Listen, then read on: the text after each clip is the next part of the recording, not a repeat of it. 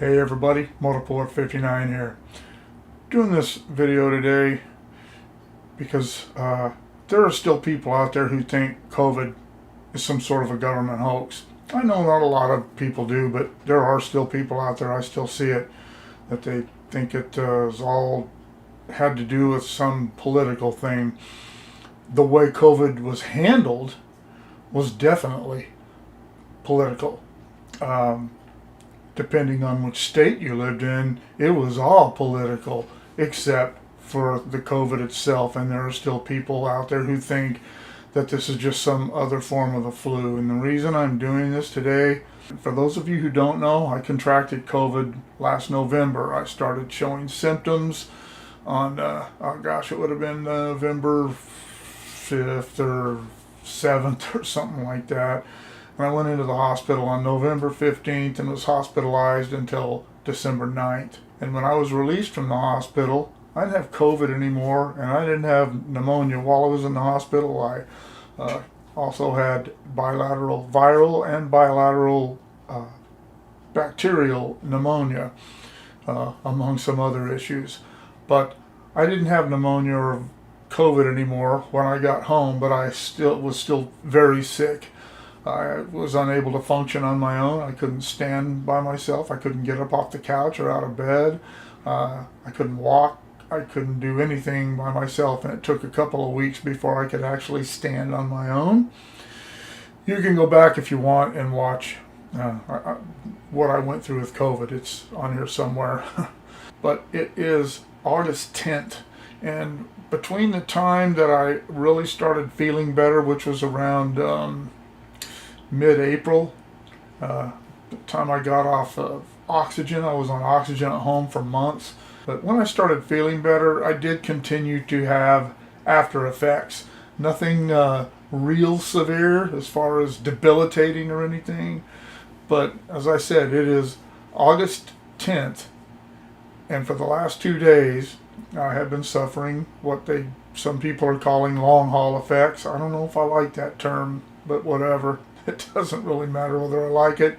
That's what they're calling it. And these are effects that continue to happen to people who have had COVID. And not all of them got as sick as I did, but they still suffer some of these long-term effects. And mine is extreme fatigue. Sunday evening, I started feeling it. It had been quite some time since I'd had an episode like this. And this is the 10th, so this is Tuesday. Sunday night, as I said, I started feeling it. I went to bed my usual time, around 11, and I slept until 11 o'clock the next morning. It was really difficult for me to get up, but I got up and got around for a little while. I went back to bed around 3 in the afternoon and slept till 6:30, something like that. I don't even really remember. And then slept all night last night. Got up this morning at about 9:30, and I felt okay until I got up, made myself some lunch, and did some chores in the kitchen, and I'm just totally exhausted again. I'm not winded. I'm not having trouble breathing or anything. I'm not even sleepy anymore. I'm just so tired, and I have things I need to go do, but I can't go do them. I need to go talk to some people and interact with some businesses and some people, and I just don't have the strength. I just don't. And it is very, very depressing. It's very saddening that I'm still going through this.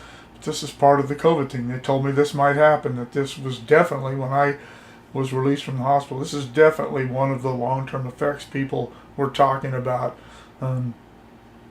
So far for me, it's really the only one. My taste and my senses of taste and smell have been altered. Things smell different. Some things taste different. I can't eat peanut butter. It's disgusting. It smells disgusting. It tastes disgusting. And it's one of the things I ate every single day in my memory prior to getting sick. When I came home from the hospital, I can't eat Vienna sausages anymore.